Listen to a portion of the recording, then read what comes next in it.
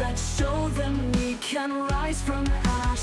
Jade, Lavender, and Scarlet Phoenix power. Together we will rise. They tried to burn us, we bloom like a flower. They didn't know we had a Phoenix's power. Phoenix power. Hello, hello, hello. It is time to stand out and see eye to eye, my friends, because guess what? It's 30 years of a Goofy movie. Yay!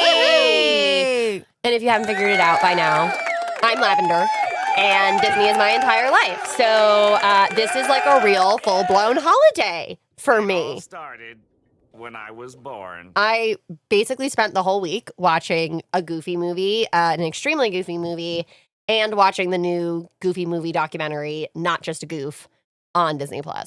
So, yes, I am Max Goof and Goofy's biggest fan. This is true. I love those. I love those goofs. I love them goofs. Woo, I'm about to make a name for myself here. Also, hi, Sup, I'm here. Sup, I'm here. I'm here too. What's up, everybody? Buddy. Hi. Hello. I mean, this is a momentous occasion because the Goofy movie turned 30. Yes. And that's a milestone birthday. Kind of fucks me It up that the Goofy really movie's older than us, is. though. Valid. Still 'Cause younger than me.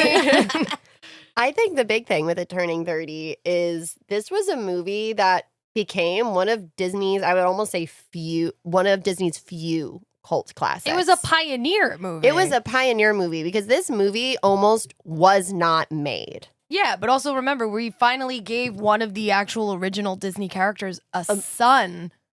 Well, he always did have a son in the original cartoons. They did have him have a son in some of his earliest cartoons. Really? Yes. And we never saw a wife. There was always, he did have a kid, but there were always these kind of like, For instance of Clarabelle Cow? no.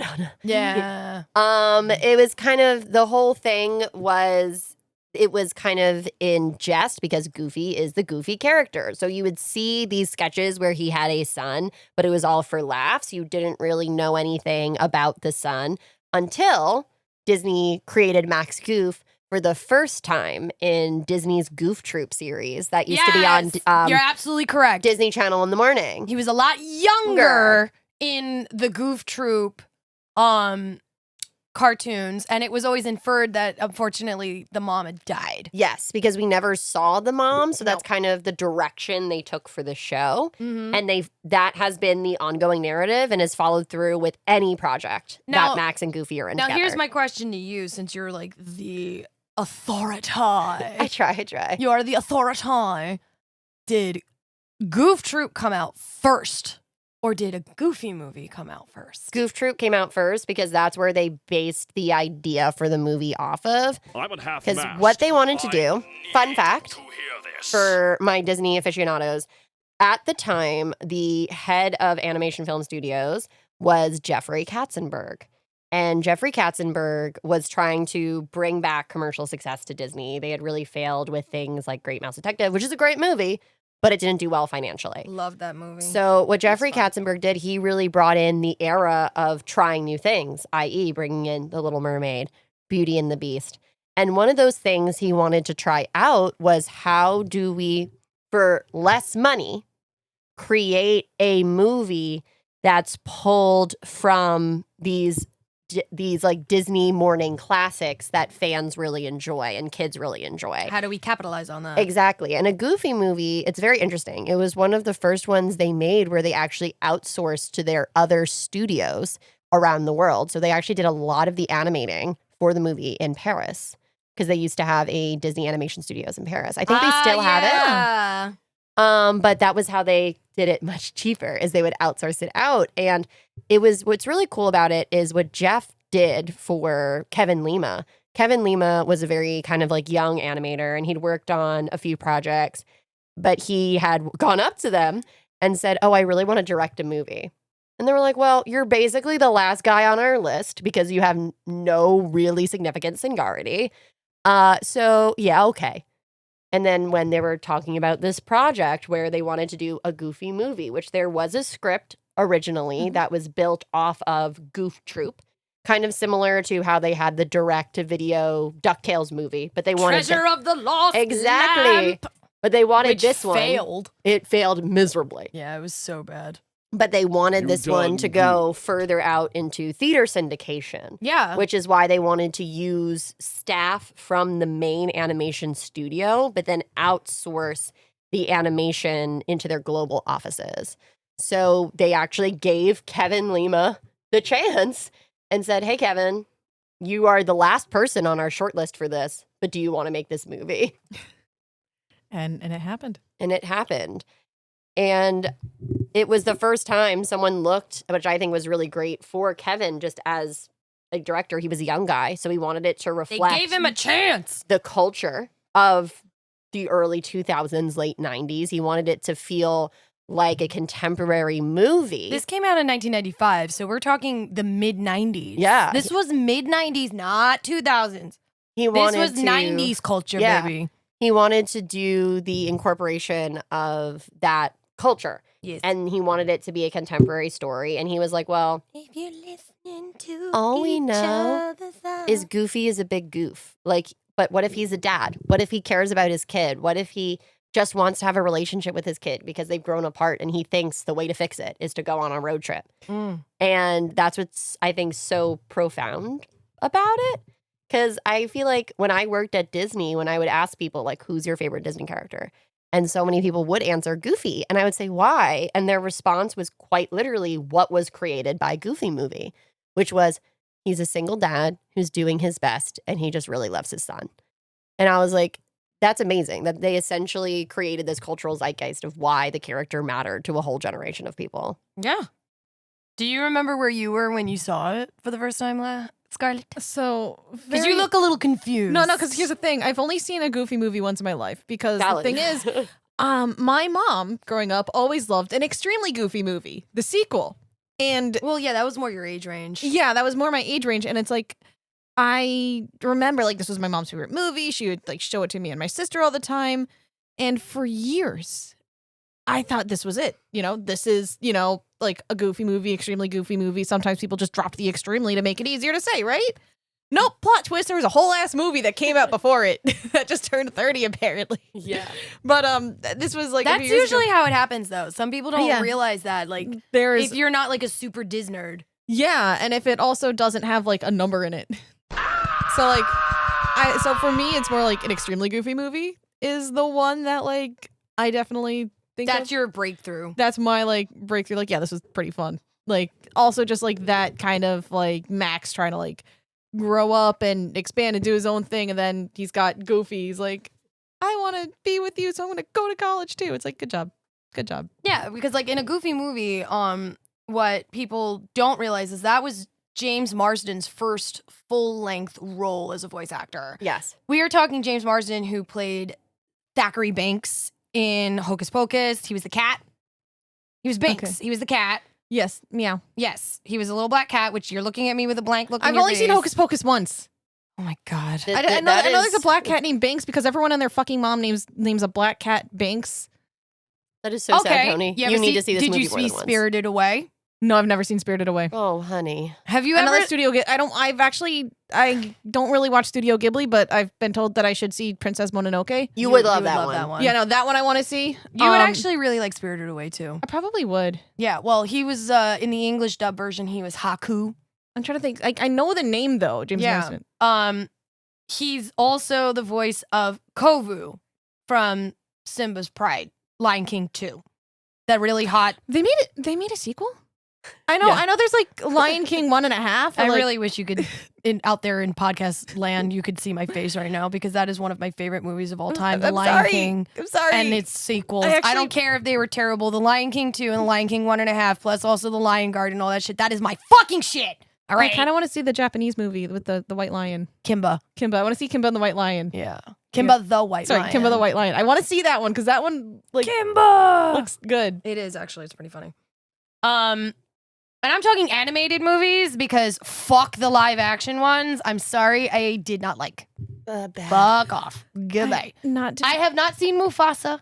I have not. I heard good things, but still. Okay. Lab's giving me the look of.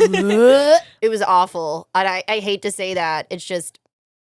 It's awful. Emotional. I am hoping that live action Lilo and Stitch will save the Disney live I saw one of the actions for clips. me. I saw one of the clips. It's so good. It looks really They good. did it right. They're doing it right. Okay, they're giving this one the time. They're even going back to the way that they used to with the old Stitch movies. Yeah, I do like Lilo and Stitch. I'm like not really excited I'm for the live excited. action, but he does look cute. And I'm pretty sure that the woman that is playing Nani in the movie is the original voice actor for No. Nani. She's not. They sound the same. They sound very similar, but she's not. I don't think they brought the only original cast. I'm going to correct myself. The only original cast they brought back was the voice of Stitch. Wow. As you should. But no, anyway, James Marsden, since doing this movie, has voiced every single occasion where Max has appeared on screen. Since. Yes. Like he is the voice of Max. There is no changing. And the reason why they did that is because in Goof Troop, Max is younger. He's like 6 or something. 7 or 8. He's very, very young. And fun fact, his voice is actually, if anyone's seen National Lampoon, like the vacation movies. Dana Hill. Yep, it's Dana Hill from European. Is she? Which one? I know she was in she's in European Vacation, I believe. Because Yeah. they changed the kids in Yeah. every single one of those movies. So Dana Hill was the one that did Goof Troop Max. yes. And the only time that James Marsden has not done Max's voice since is when he did Mickey's Once Upon a Christmas, where Max Yeah. appeared as a small child. Yes, he's a kid again in that movie. Hang on, I have a question. Is Yes. this the same James Marsden that's fucking Cyclops? No. No. No. There's different James Marsdens? Yes. That's confusing. I know. Because that's Yeah. why I'm like, why does his name sound familiar? Oh, it's Cyclops. No, it's not. Well, his last name is spelled differently. Yeah. Yeah. Okay, So, that's cool. But yeah, no, he's great as Max. And what I love about him is I've heard from lots of people that he loves talking about the movie. He's such a sweetheart. Like I've heard he's so kind. I He's really so want to meet nice. him. The only person I've met from a Goofy movie was Rob Paulson, who I love. He's one of my all-time favorite voice actors. And over COVID, he actually signed something for me as PJ because I had lost my job at Disney due to layoffs. didn't we get to meet Robert Paulson recently, or was that just me? who's I met think it might have just Robert been Paulson was fucking Undiscovered? Rhode Island. Yeah. Yeah, so you it's you didn't, guys. you didn't People. go with us to that. you, that but was he's fun. wonderful. I love him very much. Oh, I also met him like twice at Comic-Con, and he remembered me. I've also met him at Fan Expo a couple of times, and he remembers my cosplay. He remember because I made such an impression on him that he's like, oh, Strawberry Cow! Every time he sees me, I'm like, hey! he's so I great. love that. No, we love Rob Paulson. In We, this house. we stand. He We stand our Ninja also Turtles people. Teenage Mutant Ninja Turtles! he also remained from Goof Troop, and so did Bill Farmer. And the original voice of the- Goofy the since original- 1987. yes, and then so did Jim Cummings because Jim Cummings Is Matt... is Pete's. he's Pete. He's Pete, who's PJ's dad. Yeah. So those were the only cast they brought over from Goof Troop. Jim Cummings also does the Cheshire Cat. He Winnie the does Pooh. Winnie the Pooh. Yeah, you see, that's why I'm Darkwing like, Duck. I need to like fucking like go and listen to. I need to listen and see if I can hear Winnie the Pooh because that's all I fucking think of. Cheshire Cat. Cheshire Cat, you will, yeah. Yeah. Plus, also, wasn't he Ka? Yes, He's also Ka in the Jungle Book. in the newer versions of Ka, yes. Yeah. He was also. Oh God, I know he's done like so many. He's done Eggman from Sonic. Yeah. He also has done, I'm trying to think of another one that's pretty well known that you might know, Tony. He does a lot of animation Oh no, I know work. he does a lot of voice work. I just immediately think of Winnie the Pooh. Fair. I'm just trying to think. There was someone I was thinking about that he voices, and it just like completely went out of my head. I'll remember it when it's not important. But we love you, Jim Cummings. Yeah. He's done. He's in Shrek. Oh shit. Yeah, he's done Shrek. I'm like looking up his like everything right now for you because He's another one I would love to meet. I haven't met him. I would love to meet him. he's done Winnie the Pooh, Tigger, Tasmanian Devil, Pete. He also did Fat Cat and Monterey Jack in Chip and Dale. Yes, in Rescue Rangers. He Like was the movie. he did it in both. He did it in the movie And and, the he did it in the So cartoon. that movie Right. was so fucking funny. It's the best movie. he was Cat on Cat Dog. I've never seen Cat That's Dog. what I was thinking of. And he was Ray in the Princess Princess and the Frog. the lightning bug. Oh shit. He's Yeah, so cute cool. as a little firefly. Yeah, no, He was the lightning bug, and he's Awesome. done. Let's see what else he's done. He was King Louie in Jungle Cubs. He was Tantor, no wait, hold on. Regular voice of Pete. He's done. Oh, he was in the Gummy Bears TV show that was from years ago. He also played Dick Dastardly in the Wacky Races. that means nothing to me. I'm sorry. Oh my god, girl. It's okay. I do the same thing to Charlie all the time. He'll like tell me like, "Oh, this person was in this." I'm like, "That means nothing to me." But I Yeah. think the big thing is He actually was the one that sang "Be Prepared" in Yes. The Lion King. Ooh. Yeah. yeah, he did like a lot of the underlying voices in it. But I think the big thing is so many phenomenal voice actors. He were was also part the of this. singing double in for Christopher Lloyd in Anastasia. I've actually never seen Anastasia. Great Oh film. my god, woman! I'm sorry. That's it. Honestly, I'm sorry. Off tangent here. I'm sorry, Lav. I'm sorry. How many times has this woman threatened me with movie nights of her horror shit? All right. And yet, you know what? And yet, meanwhile, she's not seen most of these vital cartoon movies. You got me to see Inside Out. And you cried, so fuck off. I had dirt in my eye. Emotional damage. Meh. Fuck you, motherfucker. You're watching these cartoons with me. Fine, but I'm making you watch Frankenhooker. Fine. And Pearl. Well, okay, but here's the thing. If we do Pearl, we have to watch the entire trilogy. We have to watch X, Yeah, all Pearl, of them are and good. Maxine. Right. All of which I've not seen. And they're all you've- fantastic. And you've literally threatened my life if I don't watch it with you. I think that's a little So- strong, but yeah. I mean, I don't see an axe anywhere here. It's behind you on my altar. I have an axe on my altar that is dedicated to the goddess Freya. Okay, yeah, no, but it's not that kind of axe I need. I don't need a battle axe. I It's just not need a battle regular axe. How have you never seen my... Well, by now it's hiding. Yeah, I have it hidden from you because you and sharp objects are not allowed in my house. That's what my therapist says too. Rip. Emotional damage. No, I wasn't ready. She wasn't ready. All right, let's get back on a goofy She side. wasn't ready. keep getting goofy. I'm so But yeah. sorry. We're getting goofy with our goofy fucking I mean, at least tribute. it's in We character. have goofy So. personalities. But still. But yeah, what I will say is the big thing that comes away from this movie is the voice talent is insane. Like, this is voice talent that's either already made their mark and have really made very substantial contributions, especially to Disney animation. Yeah, a lot of these kept it in the family. But like getting to see like newer voices like Max's voice and Kelly Martin, who did Roxanne, and Tevin Campbell as Powerline. Yes. I will never not be angry that Tevin Campbell didn't have an insane career after a Goofy movie. Didn't need it. He has one of the most amazing voices I've ever heard in my entire life. And it makes me really sad that we didn't get the whole fandom always jokes around that like we deserve the full Powerline album We do. that went out on the tour. And we're like, please, Tevin, please, we love you. Please do it. Just give it to us. But It's been 30 years. an exactly. EP or something.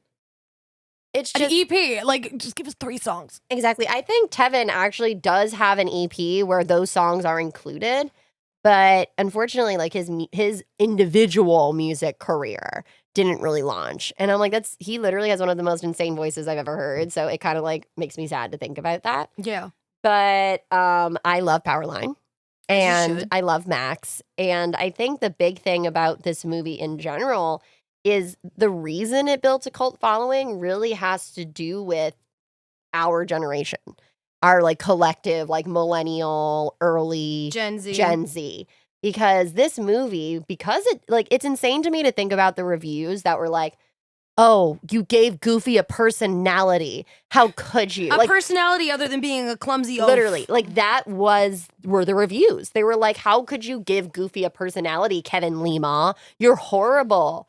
And then you see like millennials and early Gen Zers who really grew up with this movie, not only because of the theater run, like it didn't do well enough. Like it didn't really get a full blown premiere. They actually had 64% on Rotten Tomatoes. For a 30-year-old movie, that's pretty good. yeah, but what I'm bad. saying is like the actual like critical for it in the 90s was not good. No. And that's kind of like what was so sad was like they didn't get a full premiere. They did do a really cool premiere in the 90s at Disney World, and they did it with the characters, which was very cool. But essentially, the movie almost didn't happen because when Jeffrey Katzenberg left Disney, it almost got left to be completely on the shelf. Really? Yeah. Why? Because Jeffrey was the one that was really pushing for the project. And there was some sort of discrepancy between Jeffrey and the CEO of Disney at the time. And he let him go. And Jeffrey, no matter like, he really looked to reinvent the studio. So Kevin Lima actually talks about it in the Not Just a Goof documentary on Disney Plus, which if folks haven't seen it and you're interested in the making of movies, please watch it. He actually says that when Jeffrey left, they stopped helping them get the resources they needed to finish the movie. Like they were basically treated like, oh God, this is another project that Jeffrey had going on. Like it was the last thing on their radar. And that's why they didn't give them a big Hollywood premiere. And they didn't pull out all the stops for this movie. They were like, oh, this is like the last of the Jeffrey stuff. And we just need to push past it, essentially. Because it was an experiment into, can you still make a great movie if you have a quarter of the budget that went into these Disney animation features? And they didn't think they did it until we really grew up with this movie. Because what ended up happening was, because it didn't do well in the theater, they actually put it direct to video very quickly. This was like unheard of for them to put it direct to video as fast as they did. And then they put it on the Disney Channel. And all of the kids were watching it. They were airing it all of the time to fill in airspace. And it became this like cultural classic for so many people for so many different reasons. Yeah. I think that's actually where I ended up watching a Goofy movie Yeah. for the first time. Obviously, like again, many years later, after an extremely Goofy movie came out, I think I want to say it was like a 20-year anniversary or something they had, and they were like, "Oh yeah, showing it like 20-year anniversary. We're playing it on Disney Channel," and I'm like, "There's a first one." I'm an idiot. I've been saying James Marsden. It's Jason. Okay, I'm stupid. that's okay. So it's your fault for getting me all That's confused. on me. That's on me. This is what happens when you record and you haven't slept in 48 hours. Oh my God. Alan, Go sleep, girl. No. It's like, Go piss, it's like, girl. Go piss, girl. I said that to a girl I was training at work once, and she's like, "I love that meme so much." I'm like, "Thank God you understood." I love this for you. But yeah, no, that's on me. My apologies, because I know that I'm going to get so much. What are you saying, James Marsden? She's right. That is Cyclops. You're absolutely right. That is Cyclops. I'm sorry. It's Jason. Okay, Okay. now we're cleared up. Yeah. I don't feel like an idiot anymore. No, I do. Well, that's I'm dumb. I missed the part where that's my problem. Fuck you. Not me quoting more comic book movies. But yeah, like they used to do a lot of double features on TV. Like you were saying, Scarlett, like it used to be on all the time. And I was a big Disney Channel kid. No. So I watched this thing like this movie like religiously. You? A Never. Disney kid? Never. Pika, pika. And Nah. it just became something that like Damn! to me anyway, this movie is like self-comfort. Mhm. Like it's one of the It only is definitely one of things- your comfort movies. It's one of the only things that got me out of bed during COVID because I literally wouldn't leave my bed. I would sleep all day. I didn't eat for like days on end. And the only thing my brother could do to get me to come downstairs was to put on a Goofy movie. No, Like I lost a lot of weight. Like because this was right after I got laid off due to COVID. Yeah. Yeah. And it was the one thing that like made me happy was watching a Goofy movie and an extremely Goofy movie. Like Max Goof is one of my favorite characters ever. My spinach puffs. I just love him. He just makes me smile. He's such a like epitome of a teenage kid. Like imagine like every teenager thinks that their parent is goofy. Yeah. And I think that's what like the shared experience is like. Like you're like, oh my God, my really embarrassing parent who's so annoying and isn't actually a human. They're just like a walking embarrassment into my life. And how it's like the parent, and it's like the parents like out of touch, but they're still trying their best. Yeah. And I think that's what's so fun about seeing Goofy in this characterization. And It also gives them a chance for the, to see how the relationship between a single parent and their child, Yeah. the complexity that is there, the tenuous things like the balances that have to be made because, you know, you are a single parent. And at the Yeah. same time, you're like, this is also, I like, my personal opinion is this is a great coming of age Agreed. movie Mhm. because also now, like, we're used to, the Disney kids are used to Max as a kid on Goof Troop. You know, and where yes, the kids are there, but they're more background characters to the shenanigans of Goofy and Pete. Yes. But now we're getting a movie that's not a spin-off. It's not anything like that. It is, but it's more of a continuation. It's not a spin-off or a side quest kind Or of movie. Right. a remake. It wasn't a remake. Right. We're not rewriting what we already did with Goof Troop. We're continuing it, which I loved because a lot of the things that they were doing with their sequels were kind of like, okay, we're going to do this, but we're going to kind of rewrite some of the history and the lore. And they did not do that in a Goofy movie. They continued it in such a way where we were now able to see the evolution of these characters as they are growing, which is great because I was growing up too. Yeah. Yeah. So now I'm sitting here, I relate to this on multiple levels because it's like, okay, Goof Troop came out. I was around a similar age as what Max was supposed to be. Now we are, you know, Goofy movie comes out. I am now I'm still of a similar age as what Max is supposed to be. I'm going through the same kind of things. I'm realizing that my parents are not just my parents, but they're people. Yeah. As they're realizing I'm not a little kid anymore. I am now evolving into an actual like person. Yeah. And I need to have that give and take energy that it was so perfectly captured in this movie. Agreed. Yeah. And that's why like it really resonated because when this movie came out, I was 10. Mhm. I was 10. So we're right there on the cusp of puberty and like really starting to go through all those changes and all that fucking craziness that Max is also going through. Yeah, I believe he's supposed to be 13 in the movie. I think so. Like, I think he's supposed to be 13. I think he just started middle school. No, he was in high school. Then that would make him 14. Yeah, then because if he like was a 13, freshman, 14. if he was a freshman going into sophomore year, like if he just finished his freshman year going into sophomore year, he would have been like 13, 14, 15. Yeah, it was like finishing freshman year or early high school. They didn't really like They didn't really say but he's like young high school. He's early high school. For right, sure. because he's still super awkward. He hasn't really made like much of a splash yet. I would say he was a freshman. That is one of the best opening songs. Speaking of, I feel like in cinema history is when Max starts singing about how he wants to change his entire image, and the way he's going to do it is to be a delinquent, dress up as Powerline, and overtake a school assembly. Right.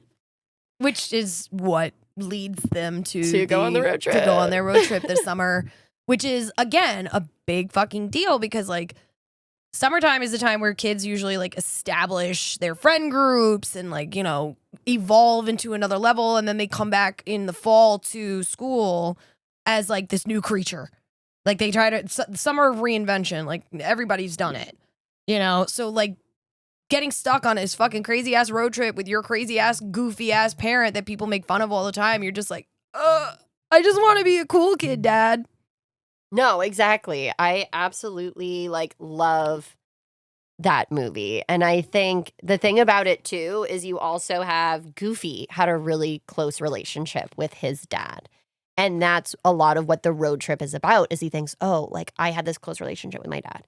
And my dad had a close relationship with his dad. And they all went on this road trip. So if I take Max on this road trip, I will help recreate our relationship that's getting a little astray. Right. And I think what's also really interesting is the whole part of like the whole reason Goofy takes him on this trip is he gets really scared when he gets in trouble at school. Yeah, because the principal's like, you're One- going to be raising a delinquent. Yeah. One, how is Principal Mazer allowed to be around children? I would like that question answered, Kevin Lima and Disney. And number two, because he says this, he's just so scared because he already feels he's distant in Max's life. And he already feels he's not as involved in Max's life as he should be.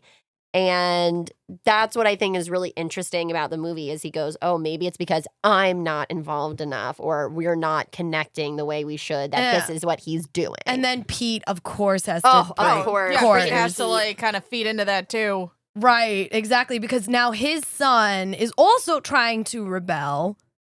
Oh, but yes, PJ. PJ's trying to also like be the cool kid and rebel, but also at the same time, it's Pete. So, you know, Pete's got that iron thumb on his kid. Yeah, I think that's literally the word he says, iron thumb, I think is what he says. Yeah, actually. it is. That's why I quoted it.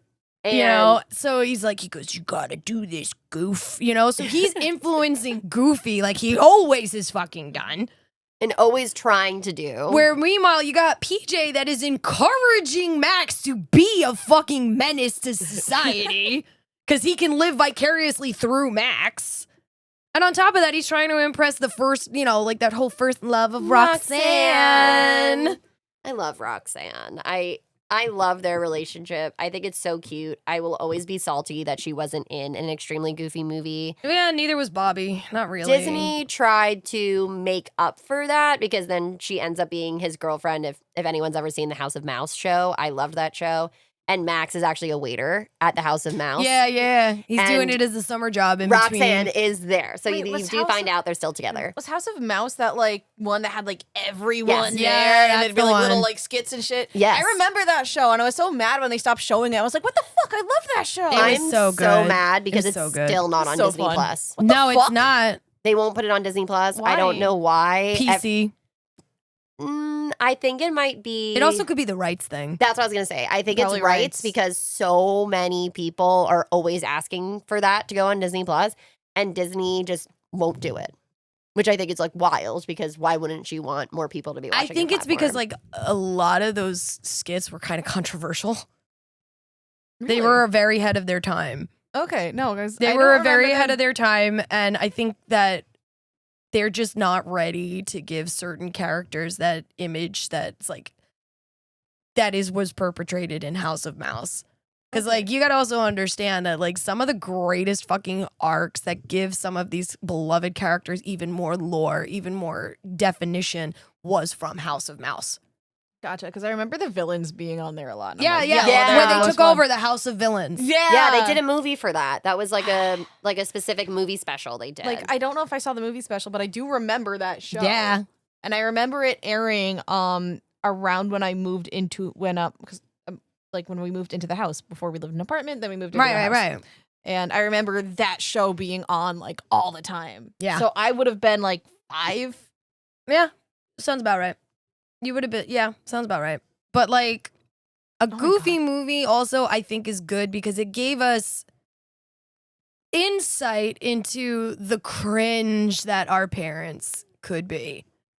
Like the absolute fucking cringe that you would feel as a teenager. oh yeah, and you're just horrified. Horrified. Well, maybe that road trip is kind of like code for that road trip my dad took my husband on.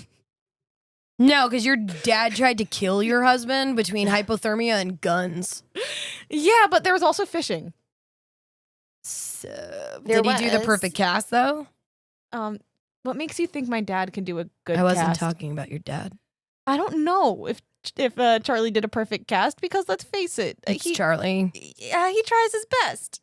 But I don't know if my dad taught him how to fucking fish properly. Oh my god. Tony, to give you some reference here, the perfect cast is a move that Goofy does where he like throws the thing all the way above his head like a lasso and then throws it out. So it's not that it ends up being very good for his fishing, but I think you might have thought Cam being good at fishing No, that's not what I thought. Okay, I figured just it was wanted some to make sort of sure. like fish, like because you were fishing kind of move, like, but I don't think I don't think they would have done that. yeah, no, you shouldn't because you like you. Although get I hooked. think Cam would attempt some shit like that for And the, then just for the like bit, hook himself in the face. for the bit. Just Yo, if he did that, I would laugh at his ass so hard. Sorry, babe, I love you. yeah. But no, like I love the fact that it literally has endured. The Goofy movie has endured. Like it may not have done well back then, But it is a cult following now. Oh, 100%. And it makes me happy because now I finally have Goofy movie merch. Oh my God, I love yeah. That How was are a you? whole other thing. A fun fact. Also in the Not a Goof documentary, they actually talk about how they had all of this merchandise planned for the movie. And it once just never came out. And once they axed Jeffrey Katzenberg and they were kind of like, who cares about this little side project that was like Jeff's kind of baby, right? They cut all of the merchandising. Burger King, course. I think Burger King had figures. Maybe, but like the larger merchandising they were doing, like plushes never and got play that. sets, Never got that. they axed all of it. You never got it. And I'm so happy now that as an adult with adult money, I can now actually buy Goofy movie merch. I have the Powerline Loungefly. Nice. I have a Max Goof Numinos that I literally got ordered from Tokyo because for whatever reason he's not available in the US. I also have a Powerline Max Alex and Ani bracelet. Like, I love this movie. Aw. Good to know. Okay. Fun fact, Lav. Fun fact. Twilight or a Goofy movie? You see, like, that's not fair Yeah, it because, is. like, here's the thing. It's fair. Like, if I'm gonna say, like, what is more important to me, it's, like, definitely a Goofy movie. Like, I grew up with that movie. Okay, if you had to watch a movie continuously on loop and it was the only movie that you could watch, period, which one? Well, it'd be a Goofy movie because it's a better movie. There you go. Like, the whole joke about Twilight, in my opinion, is, like, it's not great, and that's why I enjoy it. But a Goofy movie is a great movie. So if I have to watch it every single day, I can watch a good movie over a The Room type movie. It has been spoken. And I love Twilight. Yeah, you do. So we're talking from, I always like to say, this is why we love and hate Twilight. Like, it's just You the way it love is. and hate Twilight, not me. Yeah. I Not me. I just sit there and go, vampires don't fucking sparkle. see. You love and hate it. You Hate it. You hate it, and I love to hate it. Valid. Because honestly, the meme content is just too fucking. Oh, the funny. meme content is glorious. And I'm so sorry. Well, you mentioned when you were talking about Twilight being like kind of a bad being a bad movie. I just had a fucking intrusive thought because I saw a deleted scene where like it's Edward and Bella in his room, and he's like looking at you. That is literally the funniest thing I've ever seen. What? So he's like, oh, like showing her the like fucking like what is it, like rain sticks or something, like that kind of instrument, and she's like, oh yeah, I used to make these when I was a kid. It was like a toilet paper tube and chinchilla droppings. That's rough, buddy. And I have no idea why they chose chinchilla. Like, what? Like what? I don't know if it was chinchilla or something else. I think she ad-libbed that. it was just the funniest. Kristen shit. Stewart probably Well- ad-libbed that to try to get him to laugh. Here's the other thing, though. Catherine Hardwicke was so unhinged, which is why I love her so much. Like, she knew the movie she was making, unlike the rest of them. But this is about a Goofy movie, not Twilight. But I think what's really also interesting about the documentary, not just a goof, is it started actually as an independent documentary project that these two guys had made together it was on YouTube. And it turns out one of the guys that was making the documentary, his uncle is Kevin Lima. So the whole documentary, they're going through these old like B-roll tapes that they took, like of the making of the cast and crew, like laughing with each other and making jokes, and because they used to have to send video, like they would have to. Yeah, you got to remember that when you're making an animated movie, you record the voices first. Yeah, And then the animators will match the voices and facial expressions. yeah, but what I'm saying is like they actually took a camcorder and they recorded their experiences while they were making the movie because no one was really watching them. Oh, I love that. So they though. actually recorded all of the, maybe B-roll wasn't like the right word for it, like the tape. backstage. But they went and they would take all these videos. And one of the things they used to do is because they were animating it in France, the director, France. Kevin Lima, did not speak French at all. And he did not feel that they would understand it if what he was saying was going through a translator. So he used to make videos to send to Paris where he would act out what he believed these scenes would be like with his facial expressions so they could more fully understand like what he was asking them to do for the scenes. Gotcha. And cool. it was very cool because there were like all these videos of them like laughing and making fun of each other, and like behind the scenes of when they were also doing the voice recording for the movie. And these were just all in his basement that he had kept for all of these years. And Oh, that you don't was throw something like that away. and that was like No. the basis of the documentary. And it's very interesting because it's all about these two guys that just really loved this movie and it meant a lot to them. And now they were able to get it on Disney Plus, which I think is really neat and speaks a lot to the experience of a Goofy movie while it was being made. I love that for Yeah. you. Oh, no, that's like really cool. No, I love this for you. I love this for them. Like, listen, I liked a Goofy movie. It's not in my like top, it's not in my top 10, but it's definitely my top 20. Fair. I enjoy it because it is just hysterical to It me. is very, very funny. It is hysterical to me on so many levels. It brings me back to that time where, because I was alive, so I got to experience it. You guys got an extremely Goofy movie, right? As your like waypoint, I guess. You see, the thing is, I don't know exactly when that one came out because I just remember my mom showing it to me, and I think I she think had it on early like, 2000s that one came out. and I think my mom had it on like VHS or something. Yeah, so that was probably Yeah. early 2000s. Yeah. But like, yeah, but either way, both movies, even as standalone films, stand alone in a way Yeah. that's like pleasurable. Yeah, that's true. Because like again, I for years was like an extremely goofy movie. This is it. Like this is the movie. And then I was like, oh yeah, there's another one, and I'm like, what? Yeah, that Yeah. one came out, extremely Goofy movie. I was just checking. That one came out in 2000. Okay. Yeah. Yeah, I would have been 2. So like that was the one that like they went straight to Straight to video, VHS. and then they had it Well, that on was Disney a big Channel. thing back then. That was a big thing back Yeah, then. they like- did a lot of sequels just straight to video. Right, because they were just like, we know this is probably not going to do well. We're not going to make this one of our feature-length films. Mhm. You can even tell in the way they are animated. Yes. But what I loved about it, an extremely Goofy movie, which hits 25 this year. Yes. Holy shit. So, No, wait.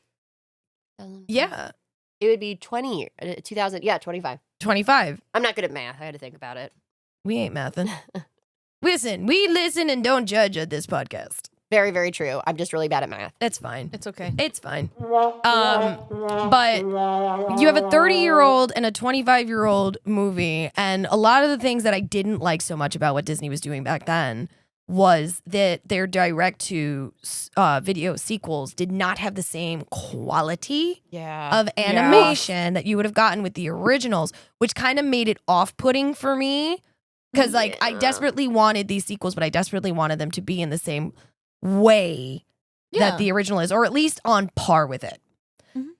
And I feel that a Goofy movie and an extremely Goofy movie gave us that because the animation style stayed the same. Yeah. It did not change. It wasn't cheapened down. It looked the same to me. Like maybe not perfect, but it still looked the same to me like a Goofy movie. It looked like another feature-length film. Yeah. And I think a lot of the reason that is because that a Goofy movie was designed to be made by these cheaper studios. So it wasn't going from Disney Animation Studios to the cheaper outsourced studios. Right. They worked Yeah. together with the Paris team to create the look and feel of it on a budget. And what's good about a character like Goofy is he has such a timeless look. It's pretty hard to screw him up. Or at least I feel it's hard to screw him up. I don't disagree with you. And I think what happened with the other sequels was like you had like Pocahontas, for example. Oh my God. Like, We don't talk about that. and the animation, like they put so much money, obviously, into the Disney animation feature.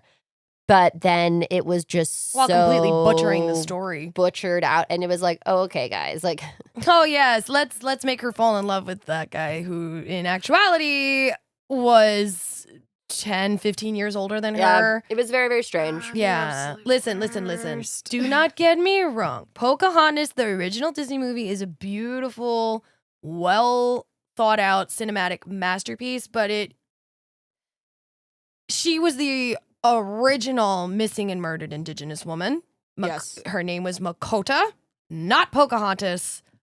Say her name, know her history, but you can still enjoy the movie. I'm off my soapbox. Okay, bye.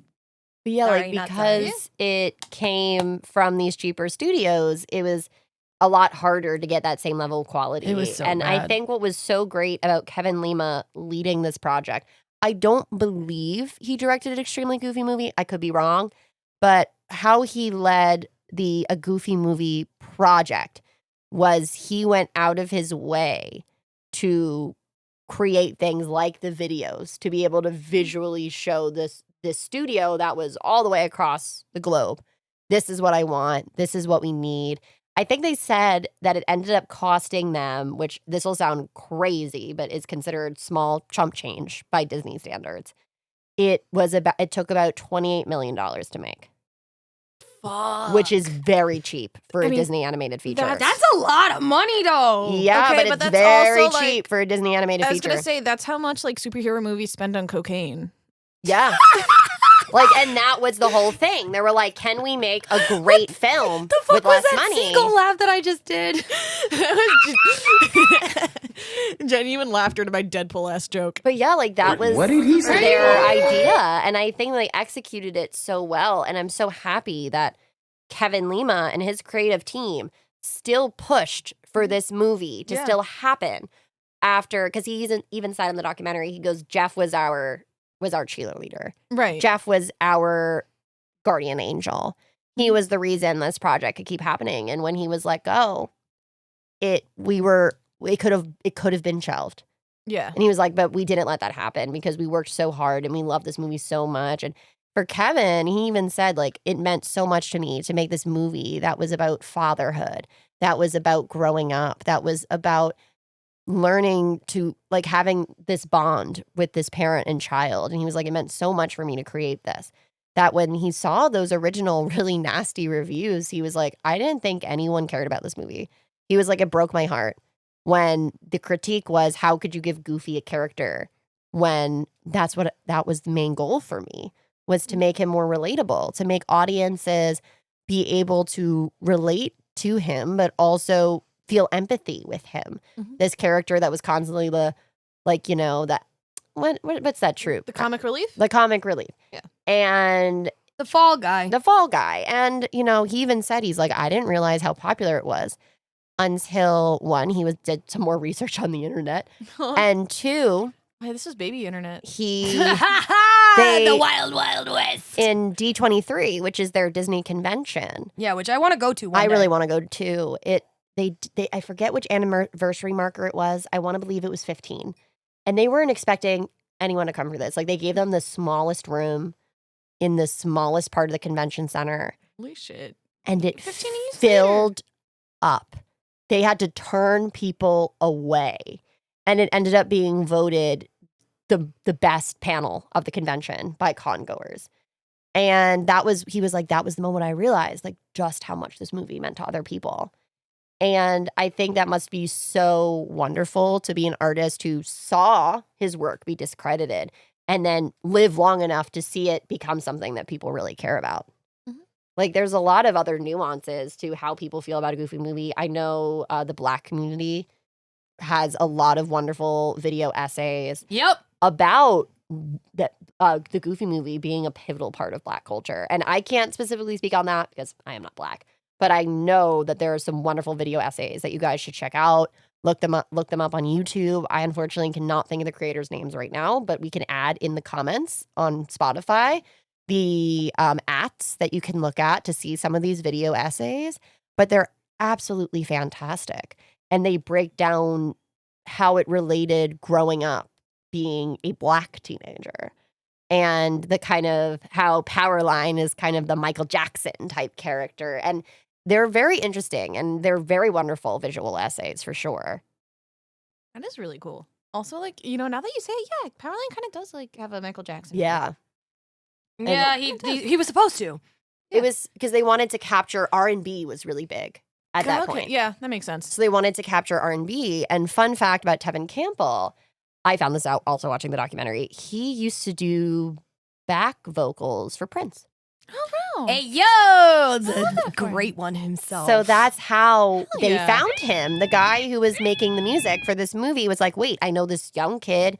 And he was really young. He was like maybe early 20s, like at Probably. Wow. oldest.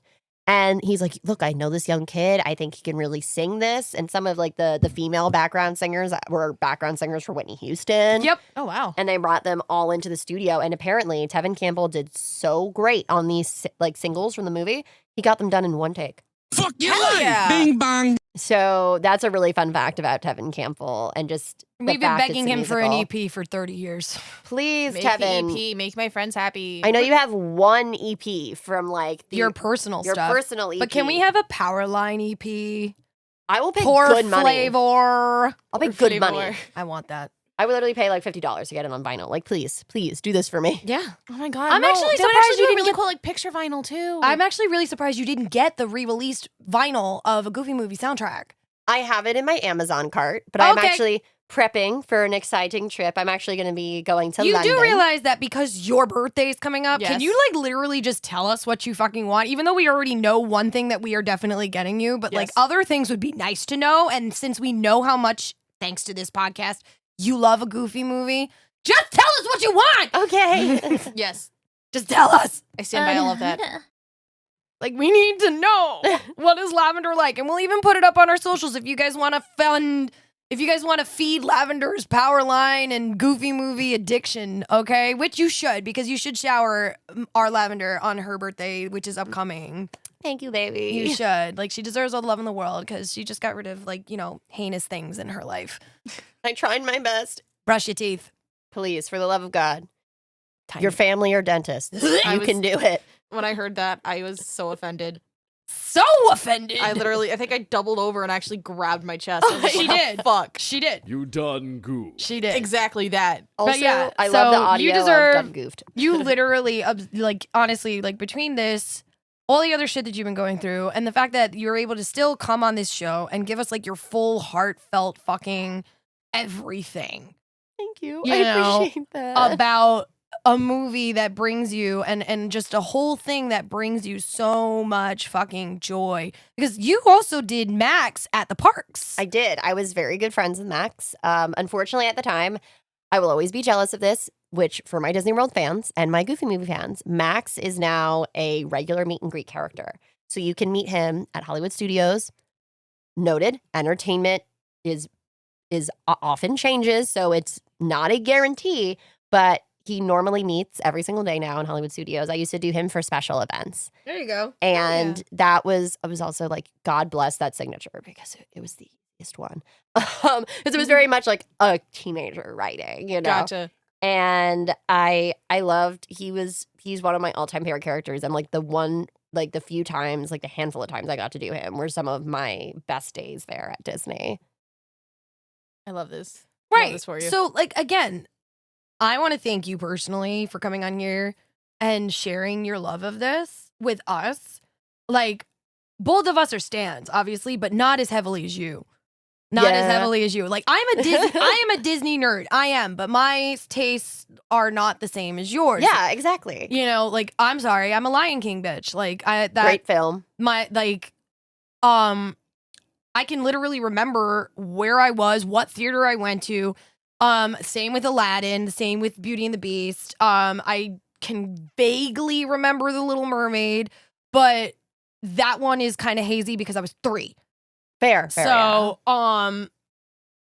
for me, I'm an early 90s Disney movie girl, and this does fall right into that genre, but I was never truly into Goofy.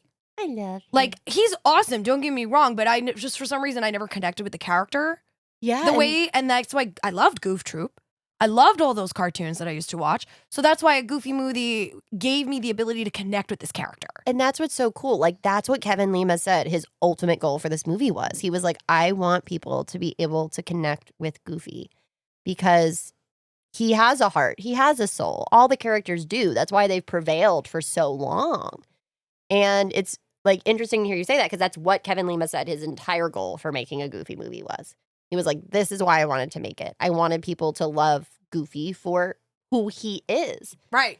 And a lot of people didn't get that. Yeah. And I think it's just so wonderful because this movie, like, I remember watching it as a kid, but especially as I got older, that's how it kind of became my ultimate comfort movie.